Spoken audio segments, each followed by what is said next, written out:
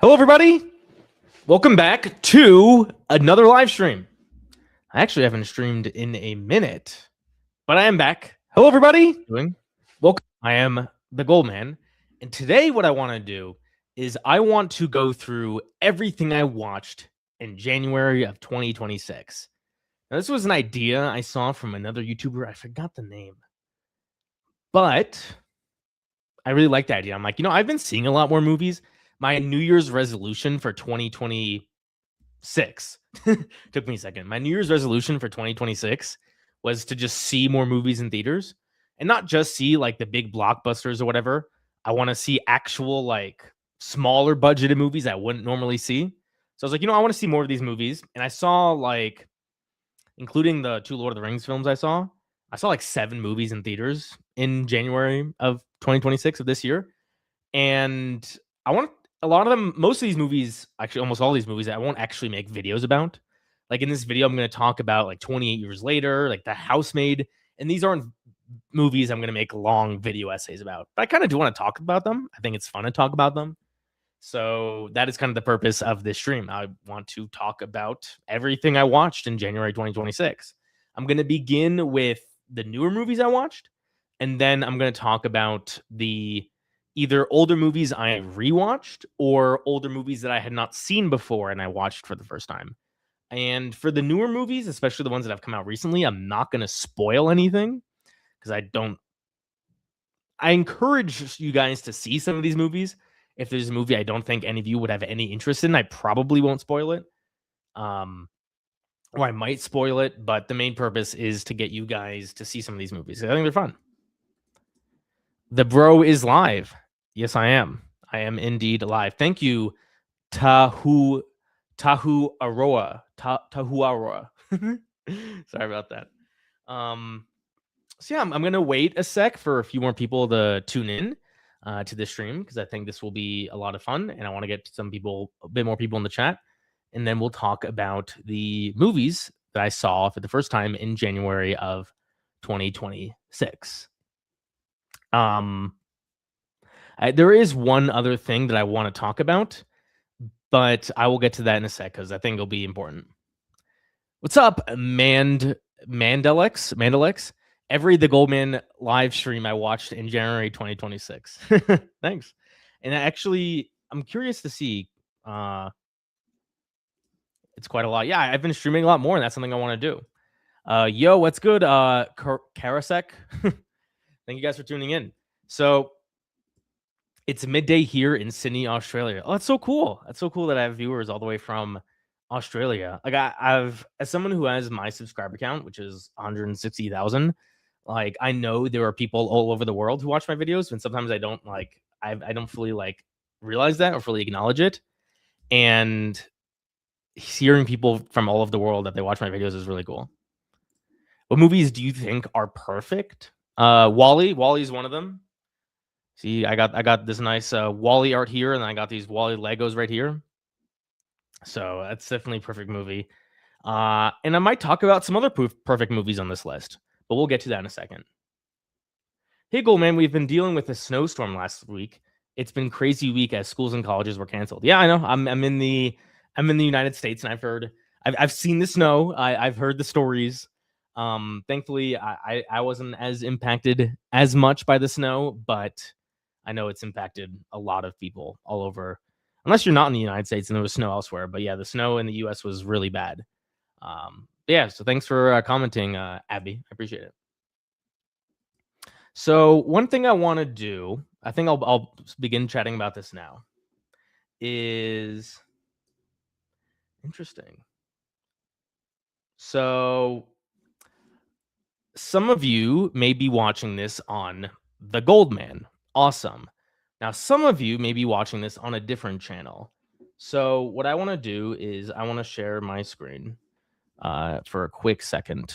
Do this right here. So as you can see here, I am watching. This is the live stream that's currently on The Goldman. But what I'm going to start doing is I'm going to start doing some live streams on this channel, The Goldman Live. So what is The Goldman Live? Well, what I've noticed when I've been doing some streams with The Goldman is that the Goldman, when I would do streams on the Goldman and I would leave them up, I would notice a lot of people would just keep unsubscribing from the channel. I think there's some people like who just don't like the live streams or they're reminded about the live streams. So what I want to do is I'm going to stream when I'm actually live. I'm going to stream on both channels. I'm going to stream on the Goldman and I'm going to stream on the Goldman is live. But once the stream ends, then what I'm going to do is the stream will be unlisted on the Goldman, but it will remain up on the Goldman Live. So if you're watching live streams live, it doesn't really matter where exactly you're watching it. So like some of you are actually watching this on the Goldman Live, which was actually the Star Wars Overanalyzed channel that I was doing for a time, but then it got demonetized, so I stopped doing it. So if I want to stream a lot more regularly, like I want to do some weekly streams or like nearly daily streams if I can. And I want to do it at this time, which is 8 Eastern time, 8 p.m. Eastern time in the United States. So if you can catch me live, you can watch it on either channel. It doesn't matter. But if you can't catch me live, then you can go to this channel where I'll have the live streams up. Or you can just go on the actual Goldman channel and there'll be a playlist there that you can watch and tune in from there. So yeah. So like right now I'm on the Goldman, but once the actual stream ends, then this will be private. Oh, this is gonna be cool. It'll be like Inception kind of, not Inception, where you like see, you know, I'm watching a stream and then that stream is gonna be watching a stream. We don't need to see that. So yeah, that's kind of what I'm doing with these streams. I hope you guys like it, and I think there's a lot of cool potential here for streaming in the future. I'm just checking a few things real quick, and then we'll be good to go.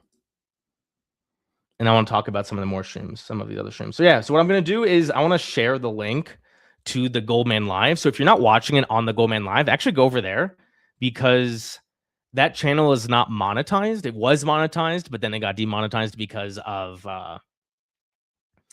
they didn't like the overanalyzing videos. So what I want to do now is if you watch it on the Goldman Live, then it'll actually like help, you know, get viewership and I can get monetized on there. It's not a big deal. It doesn't really matter where you're watching it from, but it will just help me out a bit. So I'm going to actually take the live stream on the Goldman Live and share it over there. Can I post a comment here? Is this a link? So can you click on this link that I just posted in the chat? Oh, it shows me commenting from both streams. That's cool. Okay. So yeah, I want to get started and talk about the stuff that I watched in January of 2026. So there are 5 new movies that came out. Now, one of them technically came out in December of 2025, but it is still a new movie that I watched. So I watched 5 new movies, and then I saw, let's see, 1, 2, 3, 4, 5, 6, like 7 older movies. Now, some of these older movies I had seen before, and some of them I had not, and I'm going to talk about a few of them. So first, I want to talk about The Housemaid. Now, this was a really fun movie because, so the basis of The Housemaid, you know, it's with Sydney Sweeney. That's like the biggest draw for someone like me. But I've heard good things about the book, and I thought it was going to be worth checking out. I really liked this movie. I think the most entertaining part about this movie is that it plays with your understanding and expectations of the dynamics in this movie. So, like, the basic premise is that there's a really wealthy family and they hire a housemaid. Hence the title, The Housemaid. And like once Sydney Sweeney, who's the housemaid, starts actually working there, there's a bit of mystery around like what's the dynamic going on here. You know, there's a really rich man and then he has a wife. The wife has a kid, but the kid is not the daughter of the husband. So you're like, okay, what's actually going on here? And as the movie progresses, you know, there's like initially there's what's the actress's name? Amanda Seyerfield. Initially, she seems really crazy. I'm not going to go in full spoilers. This is like kind of the beginning of the movie. So the wife of the rich family seems really crazy. And then you start to speculate like, oh, why is she crazy? And then you get some perspectives from the wife, and then the husband seems really nice. But then as the movie progresses, you start to learn more about the dynamic here. Like, why is the wife crazy? And why is the husband so nice to Sydney Sweeney's character? And it was just really like a really interesting back and forth. I do question at times some of the character motivations. Like Sydney Sweeney is light spoilers, she's homeless in this movie, so that's why she needs a job. But for the most part, I thought the movie was really fun. And the way I kind of saw it was like a mystery in that there's just so many more things you're learning about these characters. And eventually the dynamics in the movie really shift. And you're like, oh, I was kind of rooting for this person, but now I'm rooting for this other person. And then by the end of the movie, you get a really satisfying ending. So I like the ending was a great part of it. I loved it. So overall, I thought The Housemaid was really strong, and it was one of my. It's what I want to do is I want to start doing like these tier lists where it's like all the movies I've seen this year and how I'd rank them. So far, it's January or technically February, and I haven't seen many things, but so far it's off to a good start.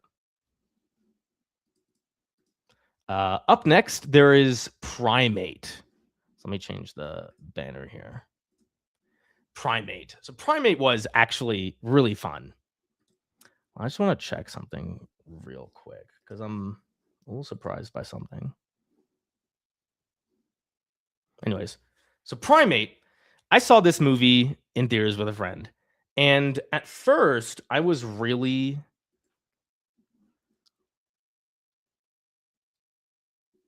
Sorry, something came up. With Primate,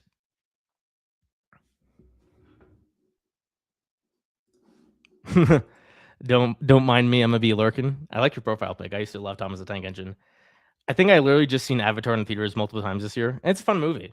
So Primate had a really interesting premise, and the premise is basically, there's this family that has a pet chimpanzee, and eventually the chimpanzee gets rabies and it wreaks havoc. It's a horror movie, and like one of the biggest selling points of this movie was the gore. I thought the gore was like right in the beginning of the movie. There's a scene where it's just like really gory, and it sets the tone right away. Like, oh, this is that kind of movie. I see now. I get it now. So that was a really strong part of the movie. So what this movie did well was the premise of the movie, and also I really liked the location of the movie in terms of how it enhanced the tension of the movie. So like there's a chimpanzee, right? And there's people trapped in this house, but the way the house is like placed and designed, people can't just like walk out of the backyard and run away from the chimpanzee. Like they're on a cliff side and there's like a pool that a lot of them are in, and they can only like escape the pool if they go up the stairs, and the chimpanzee blocks the stairs. So like the location was really well done in the sense that it gave the movie like it limited the characters in the movie, which I think is something you want to do in a horror movie, right? You want to make sure the characters are in real danger and that danger is ever present throughout the movie. The best part of this movie is like the tension of the horror scenes. So there's a lot of characters and there's a murderous chimpanzee, and the chimpanzee is like every time there's a sequence where there's people with the chimpanzee or the chimpanzee's attacking some of these people, like it gets really tense. And a lot of the set pieces I thought maybe they dragged on a bit too long at times, but you're really like fearing for these characters. So that part was really well done. Now, the part of the movie that I found to be the worst part of the movie was definitely the characters themselves. So whenever I watch a horror movie, in the back of my mind, I'm always thinking, are these characters actually making sound decisions? I think it's such a cliche that in horror movies, there's stupid characters. So I kind of judge horror movies based off of that. Like, our characters making smart decisions. In this movie, there's just not many smart decisions made by characters. Like, I watched this movie with a friend, and as we were walking out at the end of the movie, I was just constantly like, we had it back and forth. Like, if we were in this situation and there's a group of like 5 of us, because that's how many there were in the movie. If there was a group of 5 of us, how would we escape? Like, how would we make sure we survive with the fewest amount of deaths or the fewest amount of injuries? And it's just like not a very hard thing to think of. Also, the chimpanzee is like a child chimpanzee. It's like it's relatively small. Now, obviously, chimpanzees are really strong, but like when you have just one smaller chimpanzee, like could 5 humans overpower the chimpanzee? Maybe. So the like I just thought the characters in this movie made really dumb decisions, and it led to the 10 scenes of the movie. And then other characters that show up really make awkward decisions. So, I mean, overall, this movie, you're going into this movie for the tension and the gore, which it does excellently. But what it doesn't do well is having smart, engaging characters that you feel like, oh, that's smart. And then the chimpanzee thwarts them. No, they make stupid decisions, and then the chimpanzee thwarts them. Uh, then we got Greenland 2, which was not a good movie by any means. Like, this movie was not good at all. Um, for those of you who don't know, this movie is a sequel to the 2020 disaster movie Greenland, where an asteroid hits Earth. And like I don't really I saw the movie, I don't really remember like how much I liked it or not. I think it was fine. But like the one part of that movie that actually, makes it engaging is that there's like a time bomb, right? There's a timer where the asteroid's about to hit Earth and the family needs to go to safety. So spoiler for the first movie, they do get to safety. But in this movie, the tension is not around like when is this asteroid going to hit Earth. It's in the aftermath, and the characters need to migrate, which is the subtitle of the movie. The characters need to migrate to this safe location, and the same tension is just not there. Like there's another element of this story that they add to try and give it some tension, but it really doesn't work at all. And that's kind of the fate of Gerard Butler's character, the main character. So that part was really weak and it didn't work at all. Um, and it's just like this movie is really boring. Like there's constantly just sequences of characters, you know, like walking from one place to another. Oh, there's a really intense sequence, and like everyone dies except for our 3 main characters. Then they walk to this another area. Oh, 10 sequence, they survive, but no one else does. And it's so repetitive. The movie does the same thing over and over and over again. And then eventually, like the movie ends where they reach a certain location. I won't spoil it, but I doubt any of you want to or will see this movie. Now, the most puzzling part about Greenland, and this made me my head was spinning while watching this, was kind of the world building of this movie because it's so strange. Like the first movie, it implied that what happened was an asteroid hit Earth and like most of Earth was uninhabitable. Like in this movie, when you look at what's going on around when you look at the world, it's like it's kind of just like a normal apocalypse. Like they show cities, right? And they're like kind of post-apocalyptic cities, but you would think that like these cities would be wiped off the face of the map, but they're not. Like it seems like if people just hid in some of these buildings or hid in a basement, they would be fine. They wouldn't have died from this giant ass asteroid. But so like the whole world building is really confusing. And then there's like all these battling like factions, like all these world governments have shut down and there's these battling factions. And then like the characters just walk over a hill and reach safety. And then you're thinking like, why are they safe now? Like there's just a battle right over that hill. And and then the movie's so over dramatic where it's like, oh, I will take you guys and we will be safe. We will reach happiness. That's what Gerard Butler says. And it's just like so over dramatic and it's not good. The characters aren't good. The world building is confusing.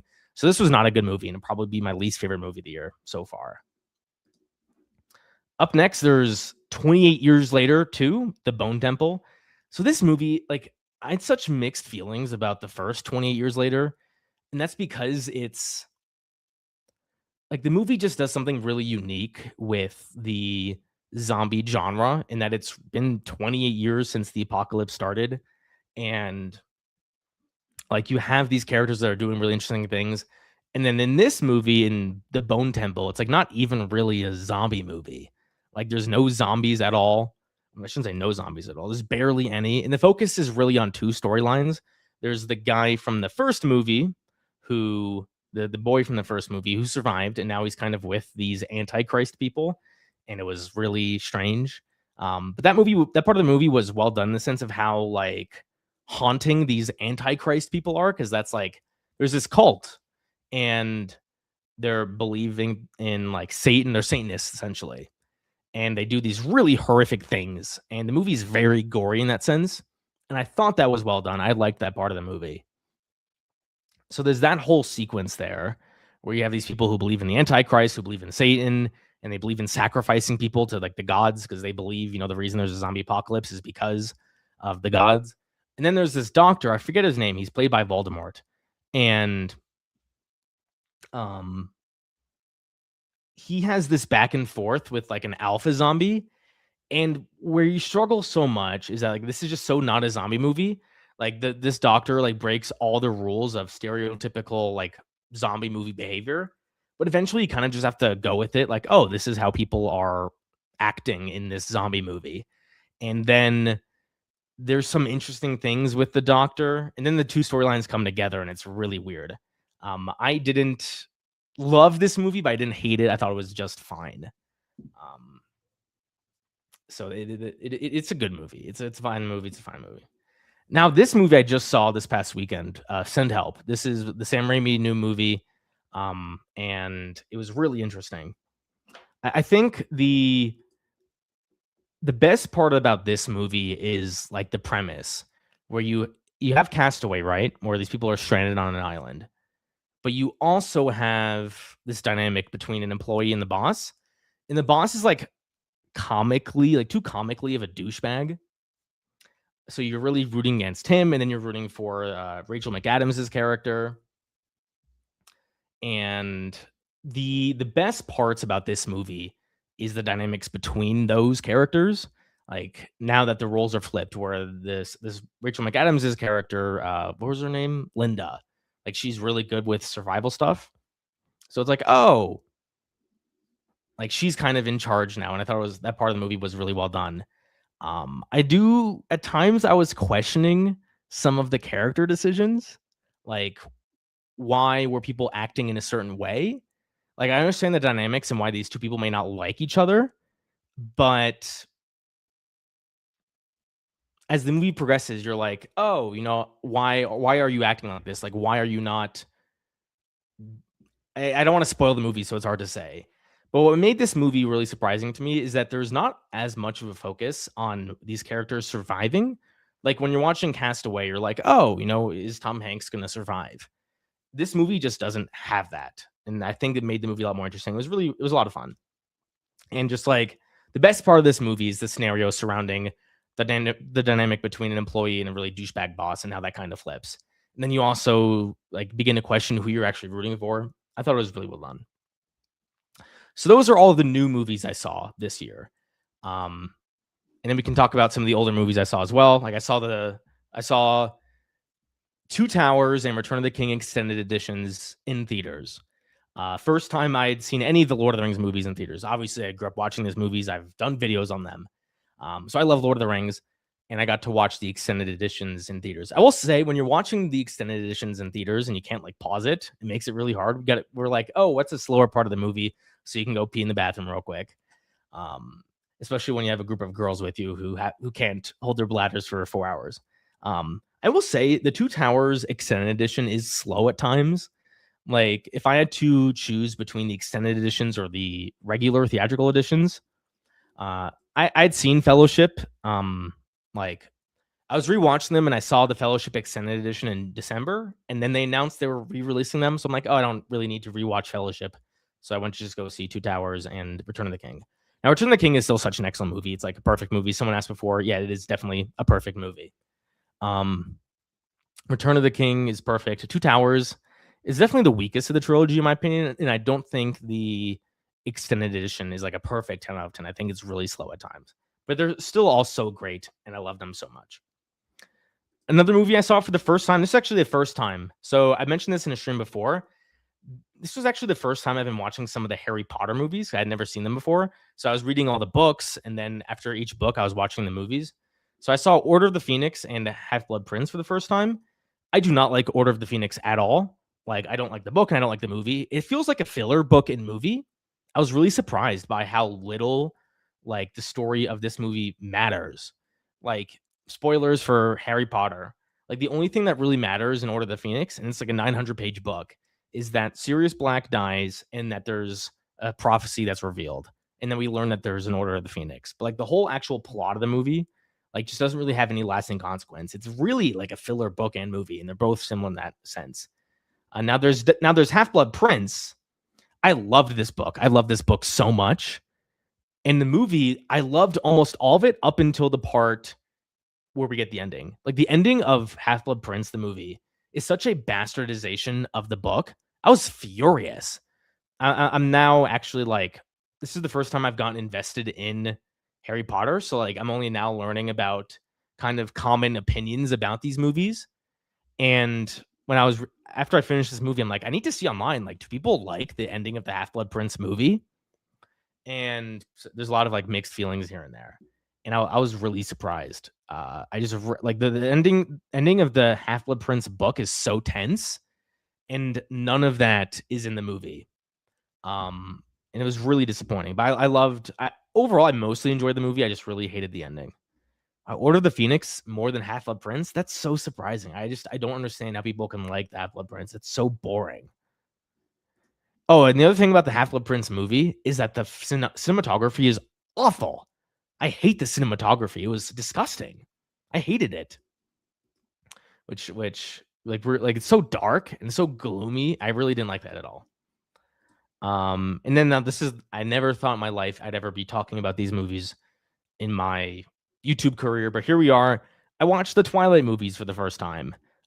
Technically, I didn't watch all 5 of them in January. I watched the first 2 in December, and then the last 3 this month. And I am glad.